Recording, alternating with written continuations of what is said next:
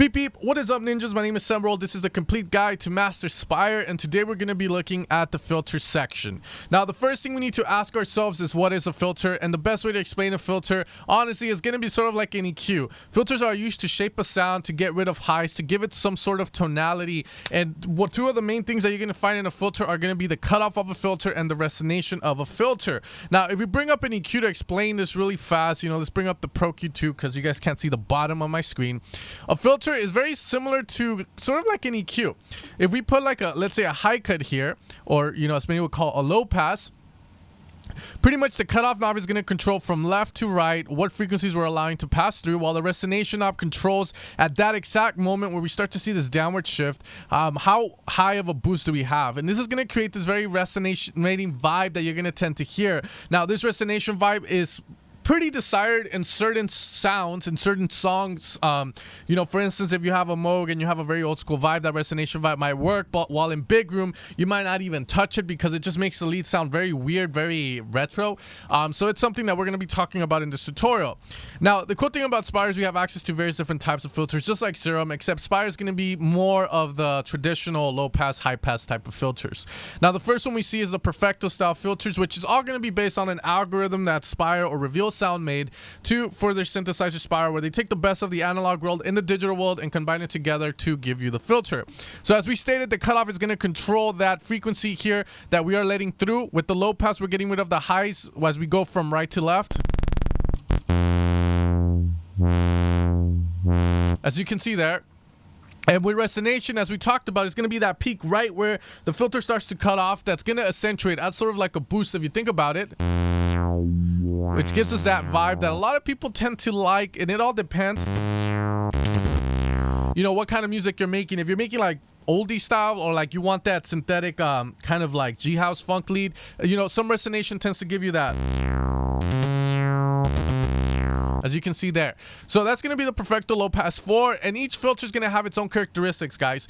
One of the things that you guys need to understand is there's a reason why there's so many synthesizers, and that's because every synth has its own oscillators, which tend to give different variations of a saw, as well as different filters which have different flavors. Like some people go, I love the Moog or Moog filter because it's just so nice and fat, the resonation on it is amazing, while some people hate the filter on the Prophet 8 I have on my right because the resonation sucks. It's a Curtis style filter, which you don't need to know what it means, but the sound of it is just not that pleasing compared to a Moog style filter, and so forth. It's very subjective, but play around with the different types of low passes that you are given here, because we can go from Perfecto to Infecto to Scorpio style of filters. Now next one we have is a bandpass. If I were to show you a bandpass with the Pro Q2, because Spire is not that visual, this is going to be pretty much a bandpass, and the bandpass is one of my favorite filters because it can be used, one, for layering. It could be used, two, to kind of get a certain frequency of a sound to pop out. Maybe you're looking to make a sound that only covers the mid lows because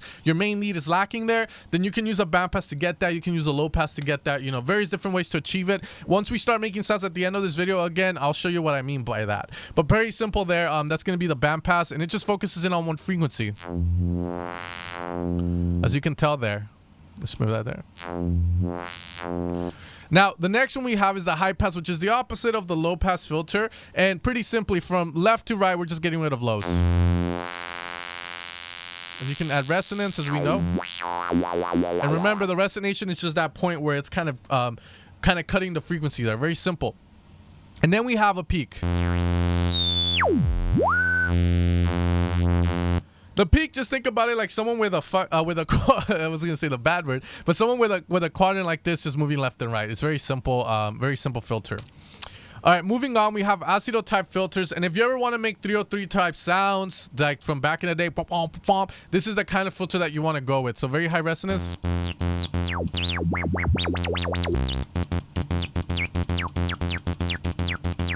As you can see there, and then we're gonna have 4 different types of algorithms. So this is going to be the filter you want to go with whenever you want to get acid type sounds. It's just, again, it's going to be all low pass based, but the thing that differs from all these filters is the quality and the way the resonation works, and in how the sound passes through it. Remember, certain different types of filters will give certain sounds character. Like some people like the Silent One, Serum, Diva filters more than this one. But again, it's all very subjective. So again, mess around with these, because now we have the Infective type filters, which we have the LP2. which stands for low pass, band pass 2, high pass 2, and the notch. Now, the Infecto style filters are meant to emulate what the Virus TI did. You know, you guys know the Virus TI synthesizers. We talked about them in episode 1. They're very iconic. These filters are meant to emulate the filters from the Virus TI. And essentially, that's what they are. And they have their own sound as well.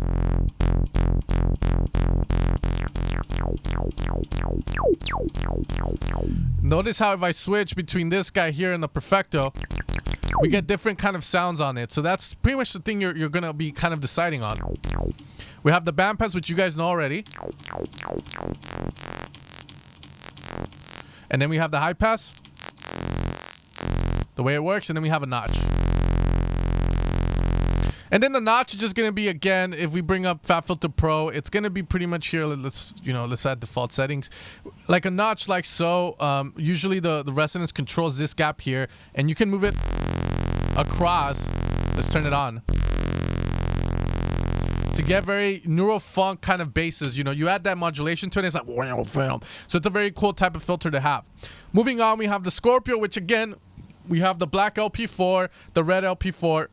And again, these are just variants of these guys here. They all have a specific sound to them. And then we have comb filters, which you guys know are very popular in Spire. So we have them here as well.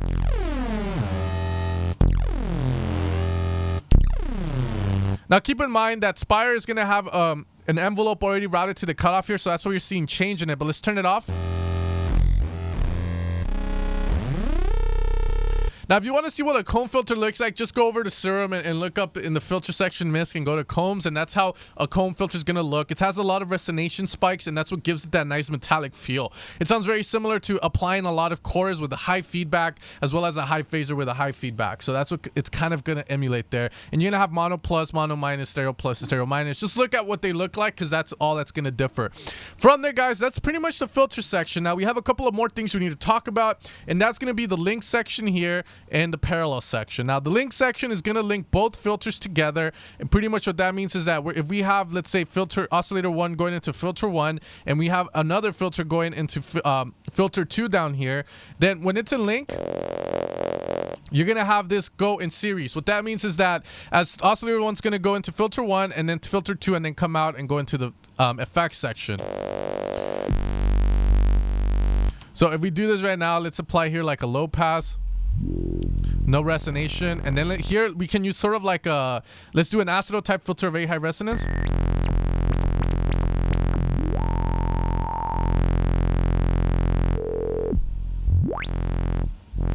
As you can see, they work together. If we have this at the dead center and we put this cutoff at the dead center as well here, this filter is going to follow cutoff 1.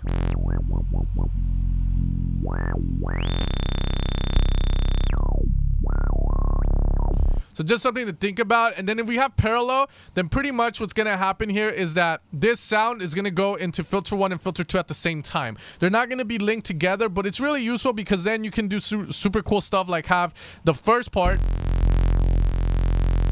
control like the low end of a sound, and then you can have the filter 2 control the high end of a sound using a high pass, let's say. So we can have that here at the center. There we have the high pass, low pass. And you can have a combination of both to kind of get sort of like a bandpass hybrid and so forth. So you can have filter 1 control the low end and filter 2 control the high end. Very simple stuff there. But as you guys can see, that's what's going to happen there. Filter balance, I don't think I need to explain it. All the way to the right, you're kind of favoring filter 2. So it's only going to have filter 2. And to the left, you're going to have filter 1. So that's why we have it in the center when we use parallel. All right, it's very simple stuff there. The last thing we're going to talk about is that key tracking. Now, the key tracking is just going to have so that the cutoff is going to follow the notes we play. So the higher we go, depending on the key track, it's going to open up the filter more. And then if we put this to the bottom, the higher we go, the more the filter closes down, as you can see. It's closer. So put it up. So the higher we go, let's go more. All right, guys, now let's make a couple of sounds utilizing filters so you guys can see this work together. Again, when you're making sounds, since you're doing this series or following this course, just make sure that you are not going forward and using envelopes and using the effects in here, because that's going to be considered cheating. I want you to become good at making sounds, just utilizing the oscillators and the filters to kind of start getting that feel for it so you know what you're doing. You know, focus on certain things at once, and then as we move along, you're going to have access to, think about it as a game. You know, you master the filter section. All right, homie, you can use the effects now, and so forth. So get rid of this modulation here that Spire sets by default. Now in oscillator 1, I'm going to add 8 voices to create a super saw. In oscillator 2, I'm going to add another super saw, but it's going to be heavily detuned, like crazy detuned. Let's make it white as well. We'll make oscillator 1 be mono. Now, oscillator 2, I want it to go to filter 2, and oscillator 1 will go to filter 1. Remember, we have the filter balance here, so let's put that to the center so that we get a little bit of both filters. Now, since oscillator 2 is being routed to filter 2, we're going to be applying a high pass there. So right now, we're only hearing oscillator 1, because in filter 1, we have nothing.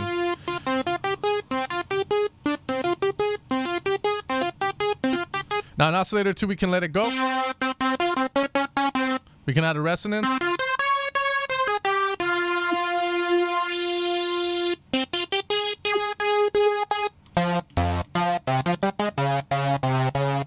So again, we get like kind of like a saw here where it's kind of going to be in terms of like we have a saw that covers the highs and another one that covers the lows.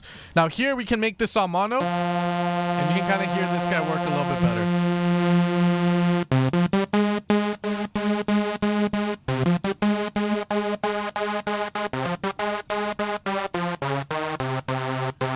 And then we have like kind of like a basic saw. Once you apply effects and a little bit of change to that filter, you're gonna have like a banger in your hands. You know, let's add a little bit of release. Let's cheat.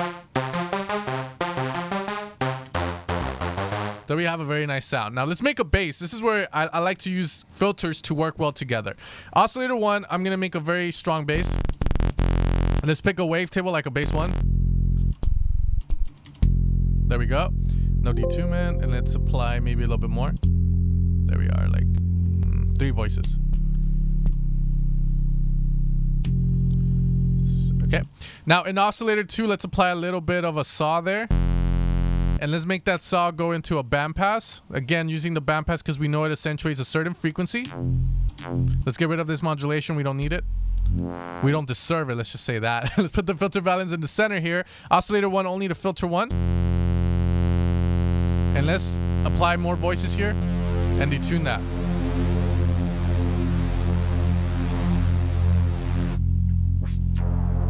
And with the bandpass, we can control what certain part of that saw we want. Let's make the saw wide. And now we have a wide bass that keeps that low end in mono, so it's good. Now, oscillator 3, we can add a bit of white noise. Let's make it be a high pass. And let's put the octave really high up. Here we go. Little 2 voices, wide. Lower volume a bit more.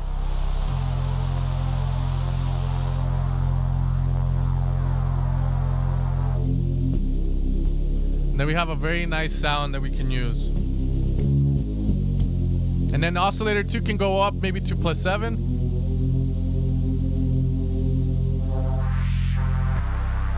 Let's go into Infective instead, bandpass.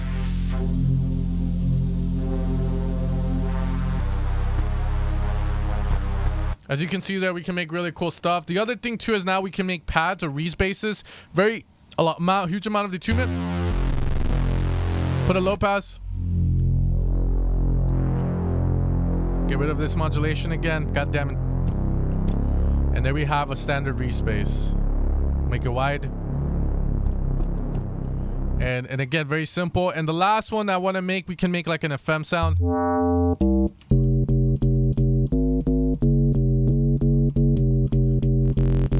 Oscillator 2, we can make another FM sound, but this one can be higher octave. And let's control that with a filter here. Filter 2, this one goes to filter 1.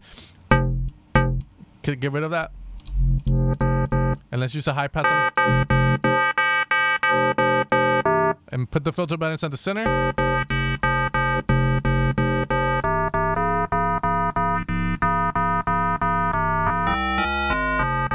change the wavetable.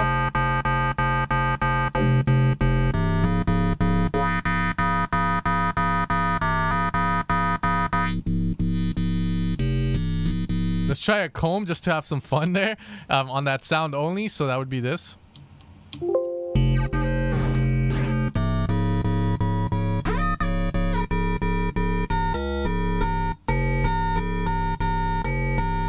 Now I'm going to cheat and give it this a little bit of decay there and see how that sounds like.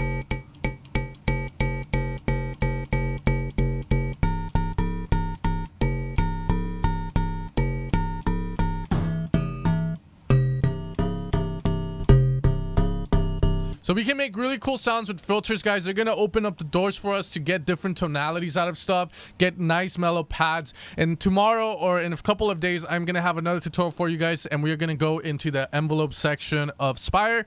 And that's where things are really going to start to take off, because now we're going to be able to shape sounds the way we don't want them, to create strings, to create leads, to create huge paths, to create huge reeds bases, and so forth. All right, ninjas, I hope you guys enjoyed this video. You guys take care, and you guys have an amazing day.